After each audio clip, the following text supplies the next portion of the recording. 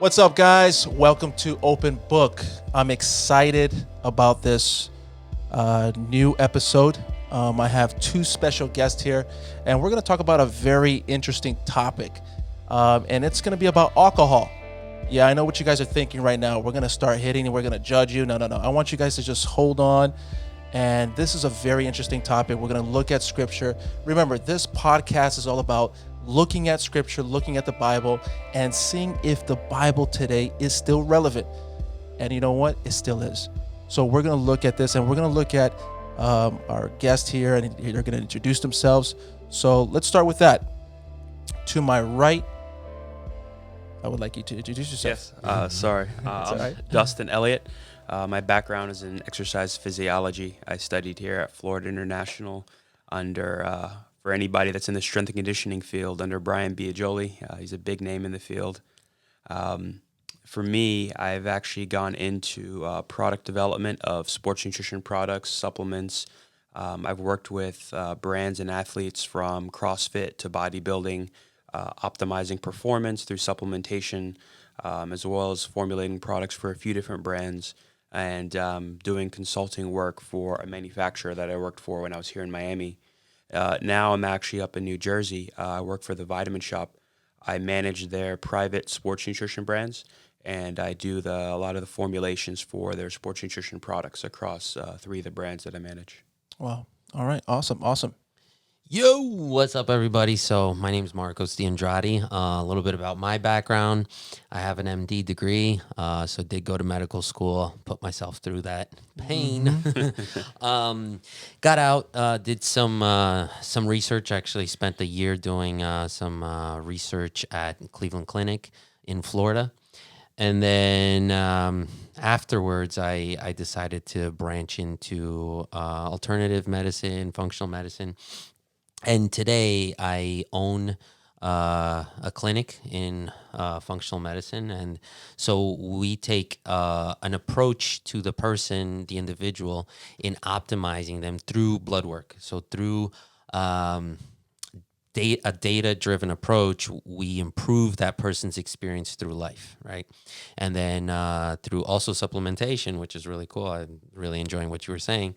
We actually can verify changes in that person, not only in how they feel, but in actually their blood work 3 months later. You know, it's like that lifestyle modification. Well, here it is, and congratulations for improving yourself and possibly increasing some years in your life. So that's what I dedicate my time to. Awesome. So we got some two heavy hitters here, and this podcast is going to be based on, our friend here, Dustin, and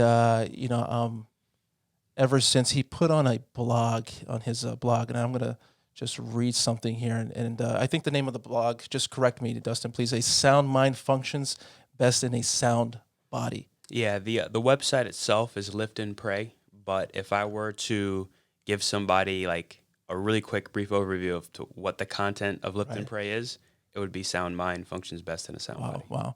So again, we have two special guests that know what they're talking about when it comes to this.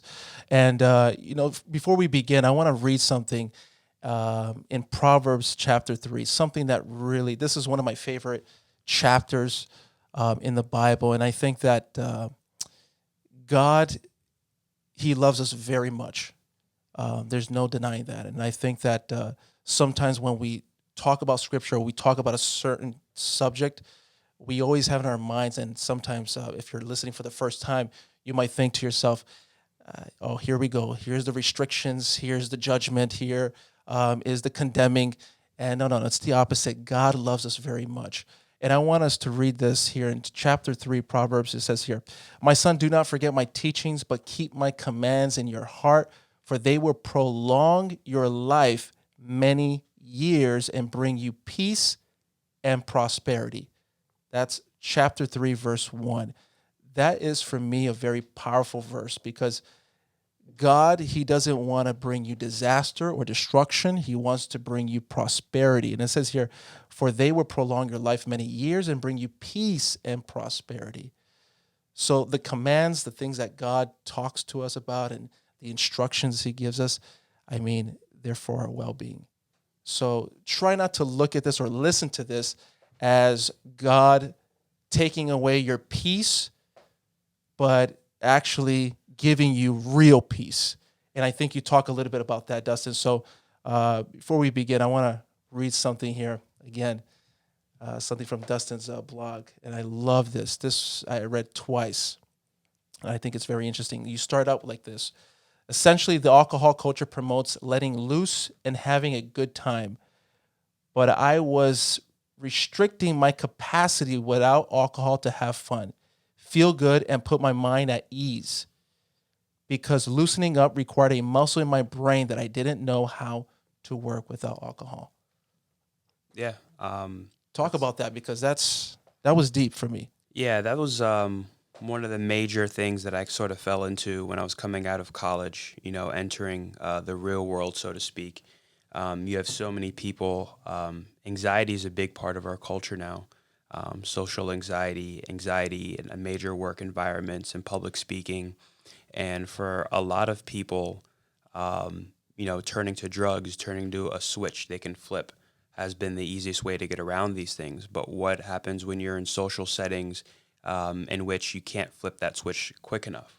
Situation with your spouse, or a public setting in front of coworkers, or in a public forum where you're asked to public speak.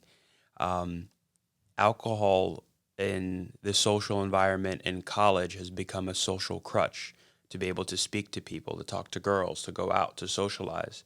And it's introduced to you as a party drug, essentially. There's nothing wrong with alcohol in and of itself. For me, the issue was being introduced to it as a party drug, and coming out into the real world and finding that without alcohol, there was social anxiety, apprehension, or an inability to function optimally in a lot of different settings. And for me, that was a real problem as I tried to overcome it over time. Interesting. Because when you were talking about that, I don't know if, Marcos, did you go through that too in college? Because I didn't go to college, just to let you guys know, but. So actually something that I don't know if I've shared with you guys. But yeah, I did go through college and feel those social pressures and so forth. And in medical school, I was actually president of our student government. So, it behooved me and our team to come together to put these, parties together and so forth. But believe it or not, I never drank, not one time. Interesting. Yeah. So I know I say this to people and it's like, what the heck? And I've never experienced alcohol my whole life. But here's the thing. I come from a point where it doesn't matter if it's alcohol, if it's Adderall, if it's sugar, whatever substance, we're all guilty. And I am guilty of putting substances in my body that I don't believe God would be in favor. For example, sugar, right? And if you look at a brain imaging, right, a CT scan, for example, of the pleasure centers of the brain, and I do this sometimes when I do some seminars, and I put these two images up. The pleasure centers of a person that is addicted to cocaine versus all of us that possibly are addicted to sugar. And you'll see people are like, oh, both of them light up equal, right? I know what you're going to say. They're both the same. No, sugar is even more, right? So it doesn't, just maybe, okay, and why have I never used alcohol? It's not because of a spiritual thing or anything. Maybe a little bit, but because I've seen a lot of people in my family die because of alcohol abuse. So that's my, I never wanted to get close to it because, my family has an issue with this. So I was like, I don't know what's going to be, towards me. So let me not, mess up with my future. So in actuality, I never got close to it because of fear, not because, better than anybody else or something. It's just scared out of my mind of who I would become. Right. So I look tough though. I promise you. I try to. Hey, you want to drink? No, man, I don't want to drink. But I was scared. I was scared. Yeah. Because what's interesting is that when Dustin was talking about how he felt, Basically, you want to fit in. Basically, you want to be able to talk. And I think I went through the same thing. So, I did other drugs, but when I went to Brazil, that's where the alcohol just kind of really took over. And that was one of the issues. I think, for me to fit in, right? It's part of the culture. I think you talk a little bit about that, right? It's part of the culture. So there, it's all about drinking. You go out to clubs and stuff like that. You're not gonna go and ask for water. That's like ridiculous. That's like crazy. Right. So you have to drink. So you're kind of pushed into that environment. You're kind of pushed into that culture. So, I mean, it took a hold of me. I mean, every weekend, it started the weekends and then, Wednesdays, and it just started consuming me to the point where now I fit in, and it seemed like I could not have fun without alcohol. So you kind of touch up on that. So how was your experience in that? How you felt in that? Yeah, I mean, fitting in was only a piece of it. To me, it was the culture itself, in that, one of the things that I always mention to people is that, when you're in that environment, blacking out and having a good time are like synonymous. And so the reason why I say it's more than fitting in is, yes, a huge part of it is the social pressure to drink while you're out because it's expected. A huge part of it is reducing anxiety and inhibition so that you can have a good time. That's definitely part of it. But the culture is to the point where, in a lot of instances, I would say one of the most common conversations the next day is, man, I blacked out. I don't remember anything. I must have had a good time. Wow. And it was like, how do you even know you had a good time if you Right, don't right. remember anything? Right. So that was, for me, that was something that just never really caught on with me, because I guess the reason why I felt the dysfunction in the environment a bit more than most people do is because I only had one foot in the door, so to speak.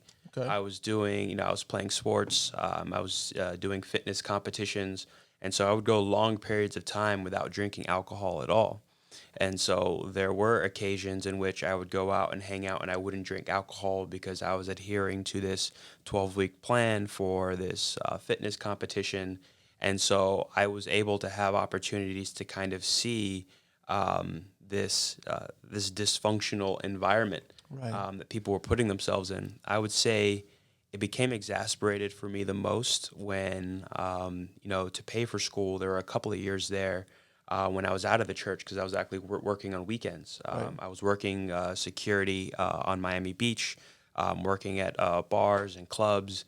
And so here I am, this 20-something-year-old guy, and I see people coming in to have a good time, and I would see people cheating on their spouses because they're there the next week and they get drunk with their girls or they get drunk with their guys and they hook up with somebody else. I see people coming in with their spouses or with their friends to have a good time, and the night ends in disaster where they get into it with their friends or they get into it with their spouses. I see separate groups of people coming out to have a good time, and these two different groups will mix it up with each other. We break it up. We call the cops. Half of them go to jail. And so it's like, how do we get to this point as a society where, to relieve pressure and to have a good time, we're putting ourselves at risk? Right. Like a night out, you could lose your spouse. During a night out, you could lose your friends. During a night out, you could end up in jail. And you're putting yourself at risk because you want to have a good time. Like, is it worth the risk? Right. Right. Yeah, and I think we try to. I don't know what it is. I think for me, it was just really loosening up and just forgetting about all the issues, all the problems, and just letting it loose, man. I had no self-control. I can tell you that right now. I had no self-control. So when I was drinking, it was like to the point where I would drink 1, 2, 3. It just kept going until I just couldn't take it anymore. Yeah. And in the end, you do forget, or you look back and you're like, damn, did I really do that? Man, I was holding onto the toilet, throwing up. Like, is this even worth it, man? So we do try to, there's a verse here, and I'm just going to read this because this is very interesting. When you look at the Bible, in Romans 12:2 says like this: "Do not conform to the pattern of this world, but be transformed by the renewing of your mind. Then you will be able to test and approve what God's will is, His good, pleasing and perfect will. You see, I could never understand this because the moment that I was conformed to the standards of the world, basically the culture of the world, it was really hard to determine or to understand what God's will really was. I couldn't see that. Yeah. To me, I was completely blinded by that. And, I was taking my life on my own, just going with the crowd. And it was a very dangerous path for me. And it's hard because when you have friends and you're going out and you want to have a good time, but it just seems like that's the only way you can have a good time. In the past when I was, doing that stuff. So I know you mentioned that a little bit too, that, it was kind of hard when you're going out with your friends and, you just couldn't not ask for something to drink. So how do you deal with that? Yeah, I think for me, as I got older, and I was kind of like developing, strategies to kind of like work my way off of it. I think having the right group of people, I think the people that you're around, whether they allow you to make a transition that you feel is healthy for you, says a lot about your friends and if you should be hanging out with them in the first place. What do I mean by that? So if you find yourself in a position where you say you want to cut back on drinking, or you want to stop drinking, because we talked about this before the broadcast, that it's not so much the alcohol in itself. You have people who are craftsmen in breweries. You have people who enjoy a good wine and can tell the differences, and they're connoisseurs of that art. There's an art to alcohol. There are people that enjoy it responsibly, a wine with dinner, a drink with a friend, and that's in a completely different bucket than what we're discussing here. Right. So I want to be sure to separate that. But then kind of like to your point, with my group of friends, when I did start making the transition, when I no longer wanted to drink, it was a bit of a cheat for me because it was easy. They respected that. They respected me. They respected my decision. I had friends, I think it was a wedding, for example, and they're going around pouring out champagne and wine, and the waiter goes to pour mine. It was my friend that actually said, "Oh, he can't have any." And then, the waiter tried to ask like 1,000 questions, and my friend who knew the full story just shortened it by saying he's on medication, he can't drink it, And so I think your friends, if you find that you're in a situation where you want to stop drinking, if you want to stop doing anything, right? Because this is about the addiction side of it. So he mentioned this could be opened up to anything. If you find yourself in a setting where you're trying to break an addiction and you're surrounded by people who won't let you or pressure you to keep it, I think it's not so much looking into more strategies from there. I think it's about starting by looking at your friends and the social circle that you're in. Because you shouldn't have to develop another strategy at that point. You need to start looking who you're hanging out with at that point, in my opinion. I think also I'm a big fan of being genuine. So a little bit, I spent my college years were lonely, man. Let me tell you, like, no, literally, I had friends. Oh yeah, you don't drink, you can't come with us. Like, all right. Obviously, then That's you know, messed up. at first I was like, darn, But I'm gonna tell you something, and I've pulled that one. I'm on medication, or I can't drink, or because out of God knows how many reasons I came up. Until one day I was like, you know what? I'm Christian, right? Right.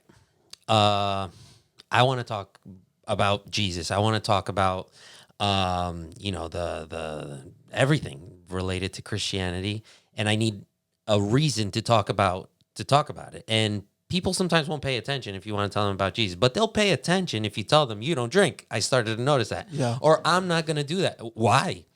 And if you actually say because and then present really plausible reasons, I guarantee you're going to get the spotlight that you need. So I start, like everything in life, you could see it as a negative circumstance or a positive circumstance.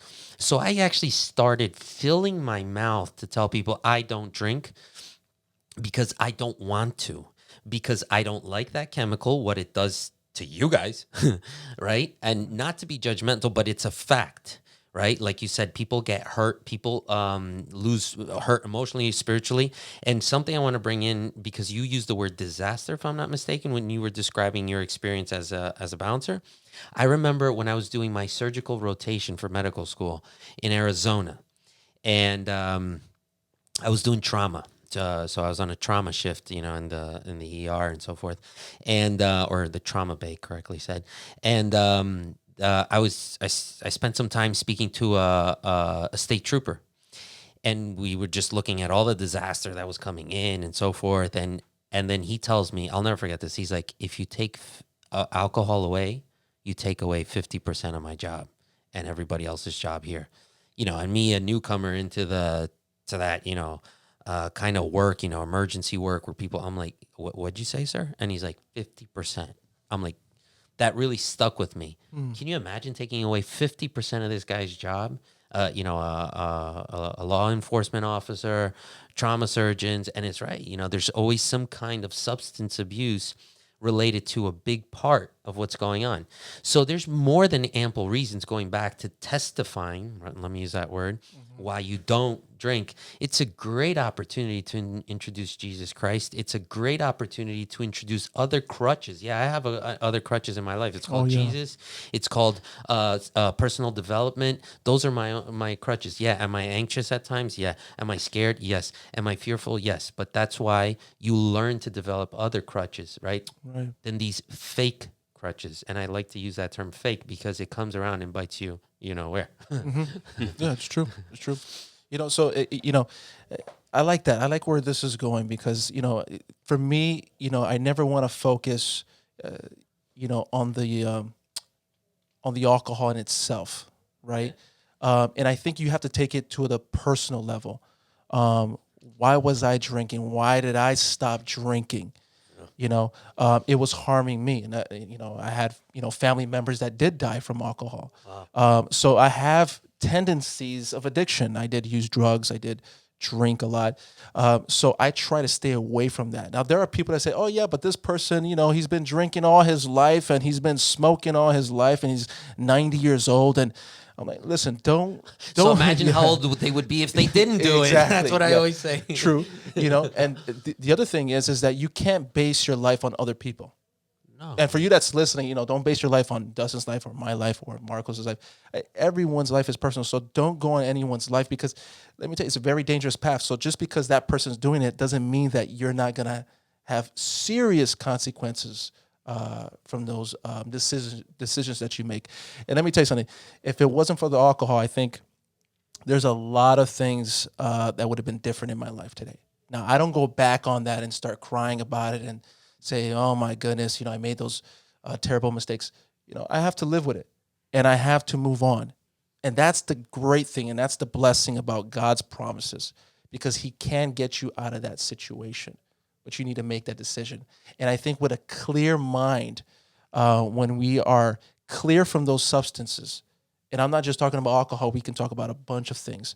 God is able to communicate with us and give us direction, what we really need to do. So what are the benefits of this? Let's look at the benefits.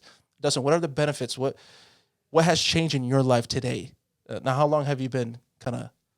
It's been about 4 years now. 4 years? Yeah. Man, 4 years. Okay. Yeah. So what has changed? Because I know you said some exciting things there. What has, you know, changed? And let me tell you guys, his blog will be we'll have a link to his blog so you can see the whole thing. So.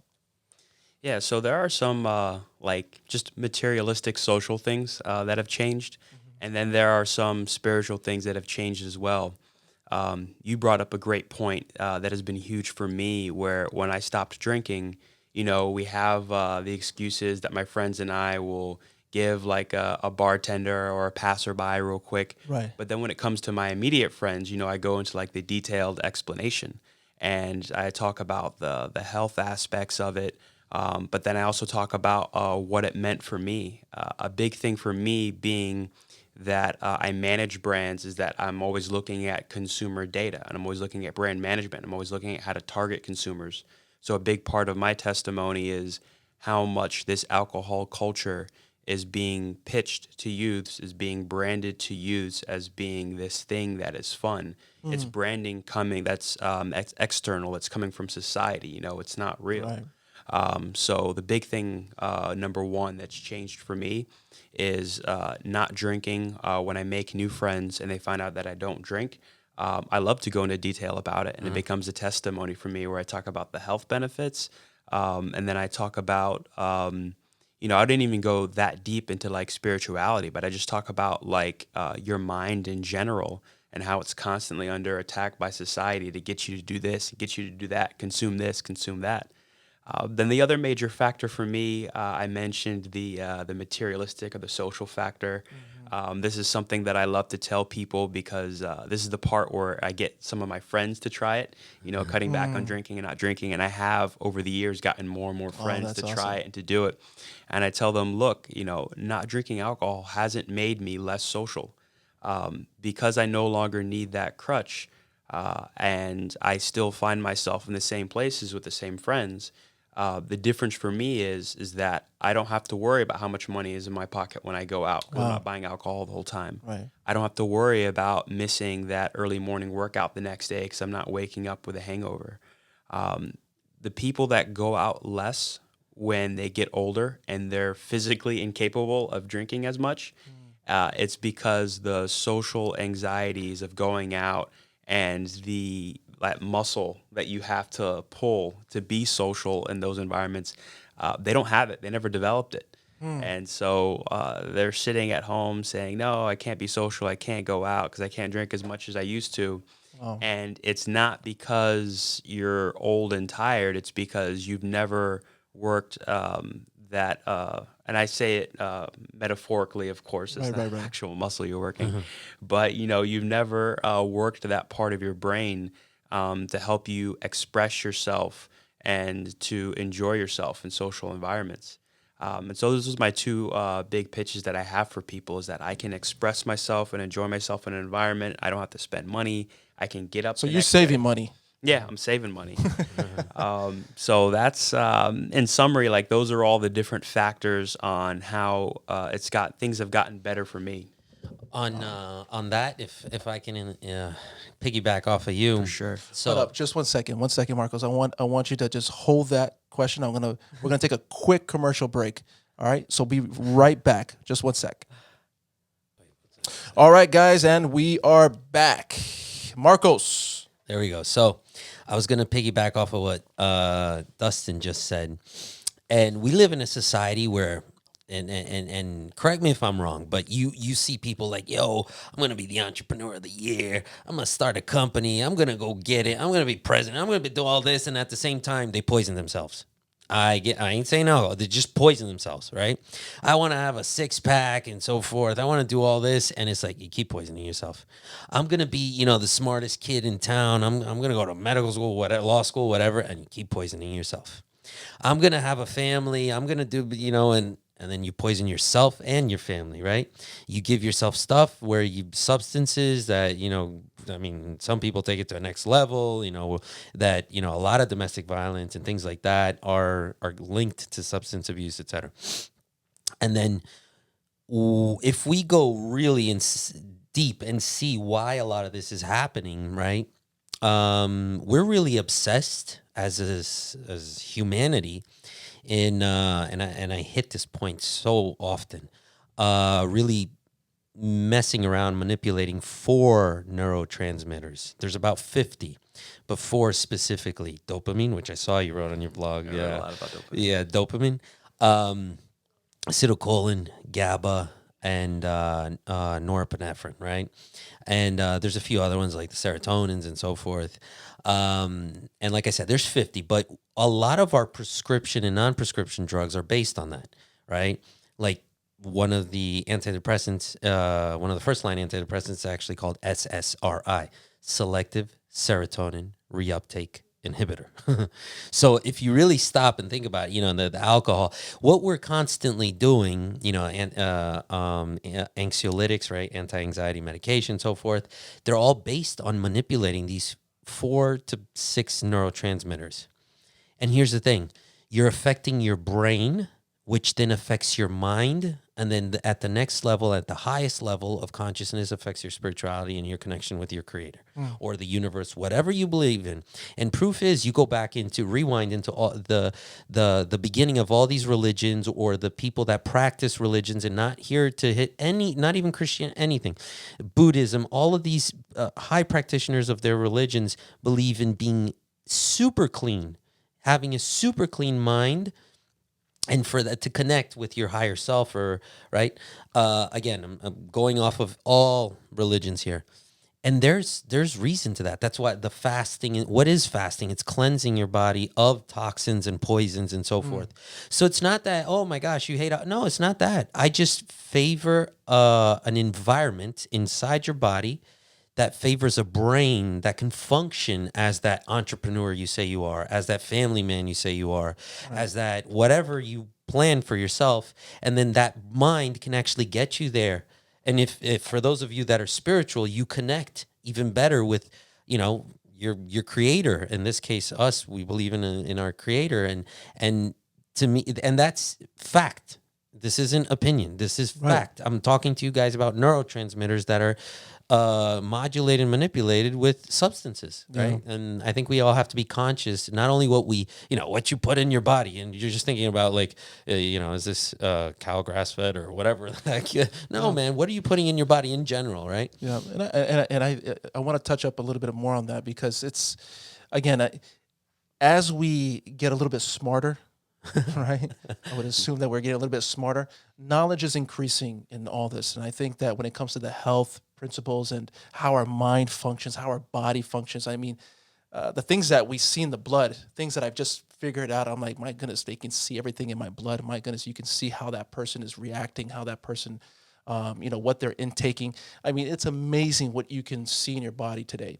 And what's interesting is that when you go into the Bible, in 1 Corinthians chapter 6, verses 19 and 20, it says like this: do you not know that your bodies are the temples of the Holy Spirit who is in you, whom you have received from God? You are not your own. You were bought at a price. Therefore, honor God with your bodies. When we look at this and we read it, we look at it in the spiritual aspect, right? It's Bible language.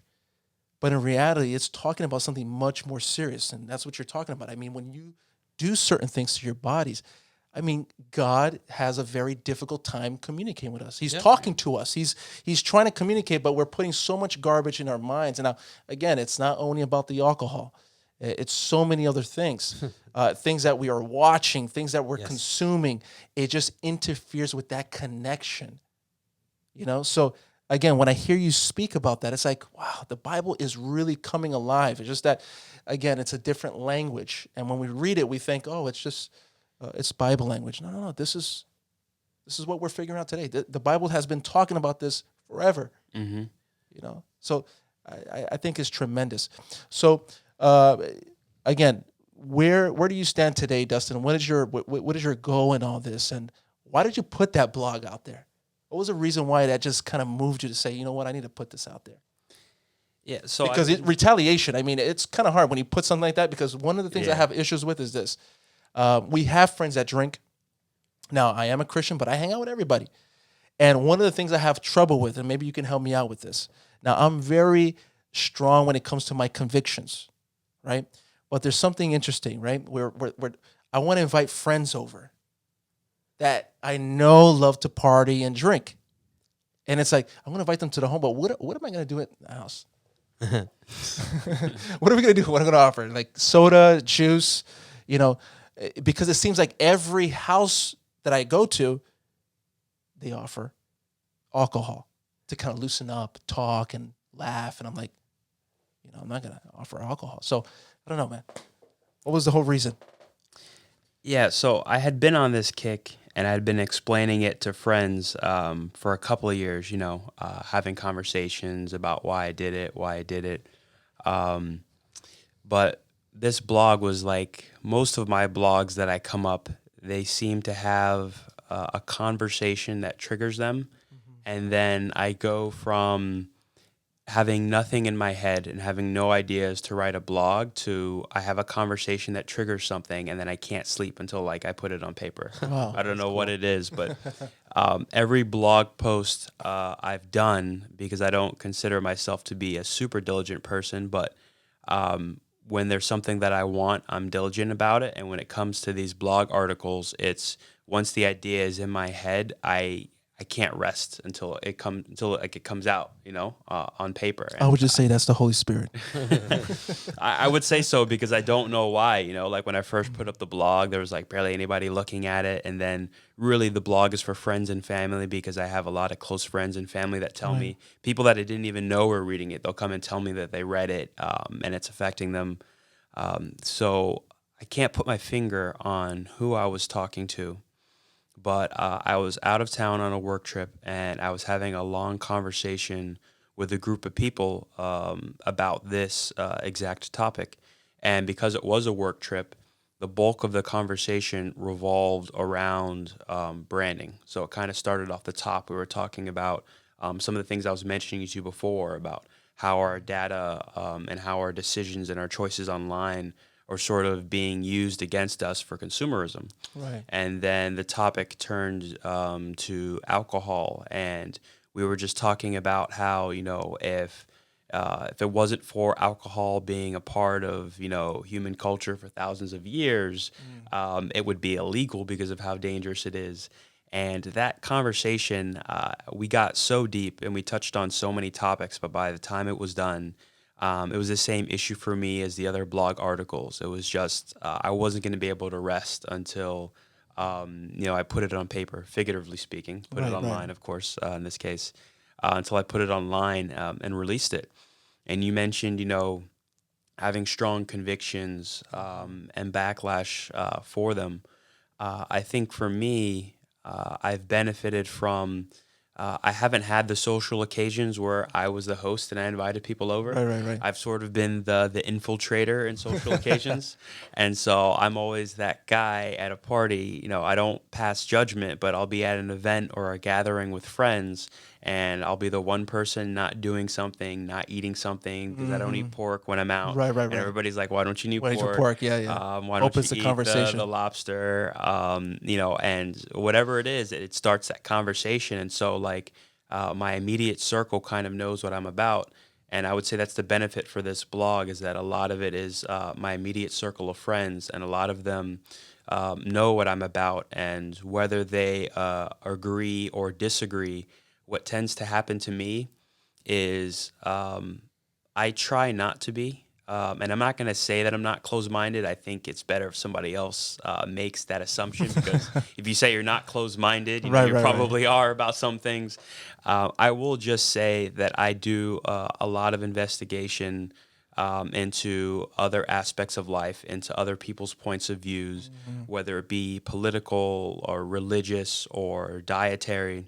And so because of that, I've had conversations with people who have disagreed with me on certain topics where, unfortunately for them, I knew just as much, if not more, about what they believed in versus what I believed in. Right. I've had conversation with atheists, and I'll trace the dawn of atheism back to the end of the Protestant Reformation, when the French had their revolution. And I'll be like, you can believe in not believing, but human society, or humans in general, have always believed in something. This is the human timeline, and atheism started here. And so I know the history of what you believe in. You say it's not a belief, but it is a belief. And so because of those conversations, I tend not to have as many detractors. But again, it's because it's my immediate circle of friends. It would be different if it was like hundreds of thousands of people. I'm sure I would have more detractors, but I've sort of had the conversations with people that disagree with me. And so when I put it out there, those conversations have kind of been put to bed, so to speak. Interesting. What about you, Marcos? What do you take out of this? So, I mean, the aspect about how people react in social gatherings where there is alcohol, there isn't alcohol. Again, I just find it an opportunity to speak to the person, to invite them over. I've had times where there's no alcohol. Get to know yourself. It's like, and where the person's actually like, oh, okay. It's an opportunity. Like I said, everything in life can present itself in a negative way if you see it that way, or a positive way. So I think it's a great opportunity to get to know people. I think it's a great opportunity for you to get to know yourself, right?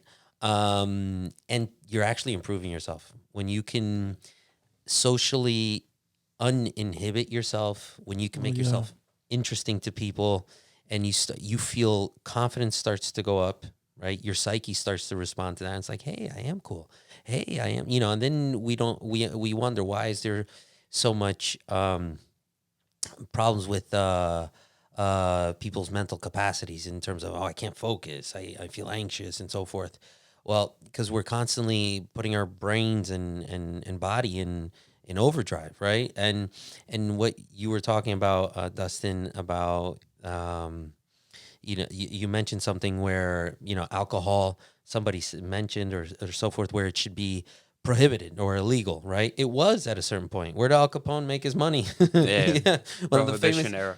one of the most famous drug dealers in ever was Al Capone, and today he wouldn't be a drug dealer. That's funny. Right. So it's something, now it's seen as so necessary. And I know I've been talking a lot about substances with you guys and not going specific on alcohol, but I am going to take a hard jab at alcohol right now. Out of all the substances that are out there, medically speaking, what does alcohol do to you? Alcohol lyses your cells, as we say in medicine, meaning it rips all your cells apart. Like, it rips it up, it tears it up. And you're not just talking about your cardiac cells, your hepatocytes, right? Your liver, cells in your liver and so forth. You're talking about your whole body. And you take a brain imaging of a person that's been drinking for years. What you did to yourself that night, and then the night after, and then the night after, where you inhibited your brain function, guess what? You start to decrease your encephalic mass, your gray matter, the substance of your brain literally starts to shrink. I mean, so there's ample reasons. And us, if we look at, and we were talking about this before the broadcast, at the Blue Zone, the only United States Blue Zone, it's about cleaning yourself out, and alcohol, in my opinion, and it's not opinion, actually, it's fact. It's one of the worst substances you can put in your body, not because of its addictive capabilities, but also because of what it does to you acutely and chronically. I'd like to support his point by asking you, as the medical person here, a couple of questions. Go for it. True or false, alcohol withdrawal can lead to death? Alcohol withdrawal, yes.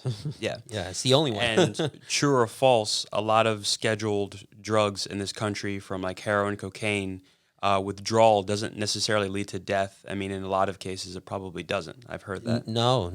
And that's actually, it's big on our board exams in medicine.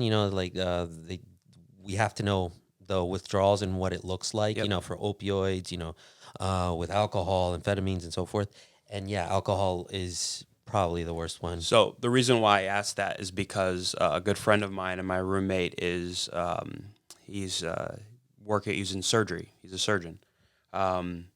He's doing his residency for that, and our running joke is that if you lock a heroin addict in a room and hydrate him for 2 weeks, he could come out on his way to being clean. You lock somebody who's an alcoholic in a room for 2 weeks and hydrate them, they could still die.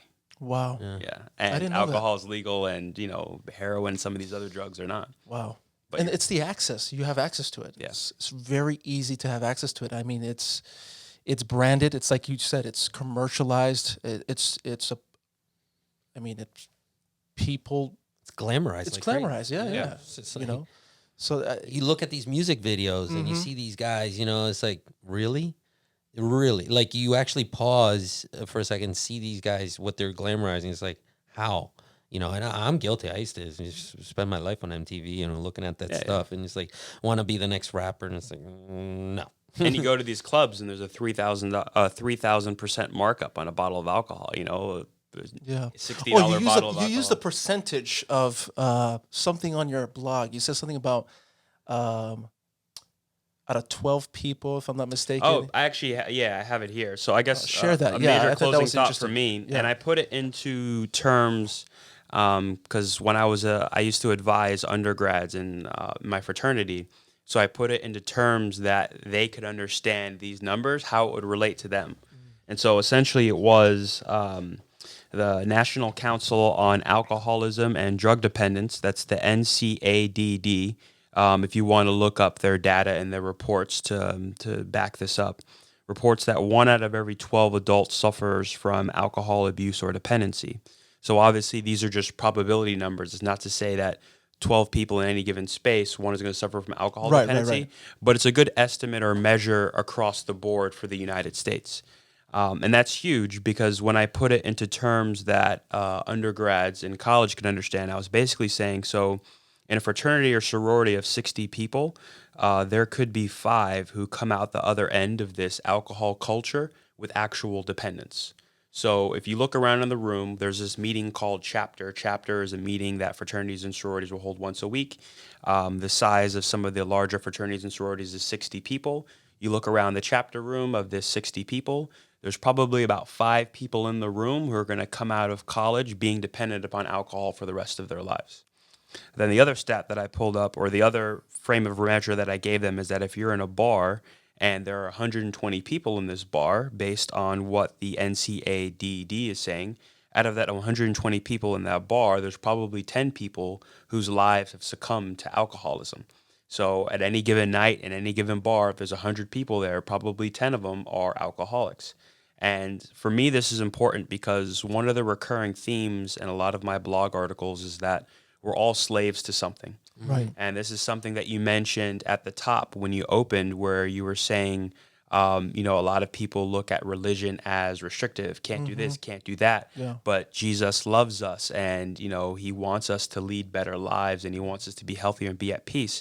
So the reality is, for everyone, if you see religion as restrictive, the reality for your life is that you're a slave to something, no matter what it is. You're either a slave to your spouse, your children, your career, alcohol, money, sex, something. And the decision you have to make as a human being, as a person who we're naturally social creatures, so we prefer societies and we prefer relationships, and we're creatures who historically have always wanted to worship something. Where from the dawn of time, you mentioned other religions or cultures, whether it be the sun, moon, or stars, or statues, we as creatures, we just We're always drawn to end that. up worshiping something. Right. So the question you have to ask yourself is, in your life, no matter what it is it that you're going to be a slave to? And the reality is, and the reality for a lot of Christians is that being, falling in and being a slave to God and his principles not only pulls the curtain back on the world, Yes. seeing the world for what it is and seeing external influences for what it is, but following his principles leads to peace. Now, if you see that as restrictive and you want to follow other things, well, guess what? I just told you that you could die from alcohol withdrawal. So becoming an alcoholic is extremely restrictive. Right. Succumbing to money is extremely restrictive. Succumbing to the needs and wants of your spouse is restrictive. Succumbing to a party culture is restrictive. You think you're having a good time, you're just following another god. Your freedom of choice that you think you have is not there. You're following another god, and you're going to follow the rules of that god, no matter what you think. And so you don't have freedom of choice. You're just choosing another set of choices. Right. So for me, the big thing with religion, as I talk to people about it, is that I don't come off the cup, like going over people's heads, fire and brimstone. I'm just like, we're all going to follow something. And what I follow has given me peace. It's helped me see Amen. things for what it really is. And it's made my life easier, and it's made it easier for me to overcome personal struggles that we all face. Amen. And so that is what it is. Yeah, man, that's your personal testimony. I love that. It's powerful. And again, you mentioned something very important. And again, for me personally, and I think again we have to bring it back to the personal level, right? My issue wasn't the weed, the drugs, the alcohol. My issue was I was substituting something for God. Once God came into the picture, that filled in that gap. I didn't need that anymore. So God showed me a different path. And I think that's such a powerful thing. That's why I like to always share this with people. Some people ask me, how do you know that God is real? Can you prove that God is real? The Bible's real. The Word of God does something really powerful, and that is the transformation. It happens in somebody's life when you give God a chance, right? And you follow those instructions. My goodness, it does something to you that you can only experience personally. Again, everyone has their personal walk.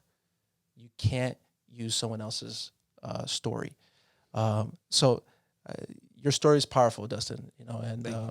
And I want to continue praying for your ministry, for what you're doing, and I know it's not easy. And I don't want to close yet, but Marcos, you want to have a little closing too? You want to? Yeah, just on the aspect, you know me, I always like talking. I know.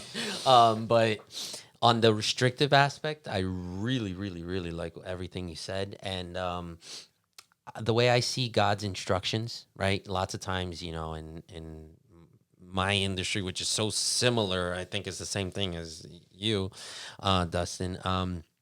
When somebody assumes a healthier lifestyle, right? And in the beginning, they're, oh my God, scratching their head. It's like, what am I going to do? Life sucks. Until they start to see, oh, wait, this pre-diabetes is actually reversing.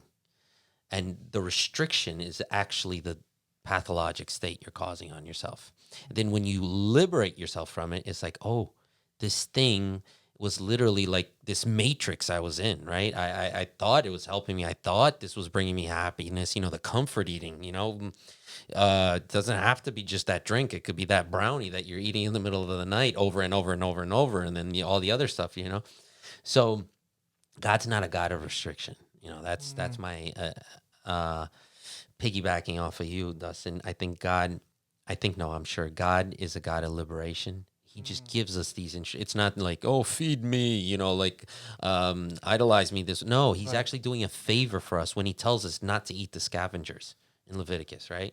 When he tells us not to eat things in the earth. And there's medical research behind this that actually your body can't metabolize. There's a reason. You're all concerned, how, if this, salmon is raised in a farm or if it's wild. Well, how about if it actually has things inside of it that your body can't metabolize and it's going to deposit and turn into disease, right? So that's why God says, hey, maybe you shouldn't eat this. It's not that I'm going to hate you. It's just you're not designed. I kind of designed you. So Right. There's a reason, right? So God is not restrictive, guys. Anybody, we're all tempted to think that way, including me. But, when he tells you to rest 1 day a week, it's not, you're not doing him a favor. He's really doing you a favor. So God's definitely not restrictive. Love that point. Awesome. Guys, we're going to close. And, I just want to thank Dustin for coming. He did come from far, and I appreciate his time here sharing his story, and Marcos as well. And there might be a part 2, and there is going to be a part 2, because now part 2, we're going to go look into scripture, and we're going to look into both sides. What does the Bible talk about alcohol in details? So stay tuned for that. So again, we want to just thank you guys just for joining us. All right. Thank you for having us. Thank you. All right, guys. Remember, follow us on YouTube. We are on Spotify, iTunes, and we will have the links. So just go to the links and subscribe. See you soon. See you soon. Laters.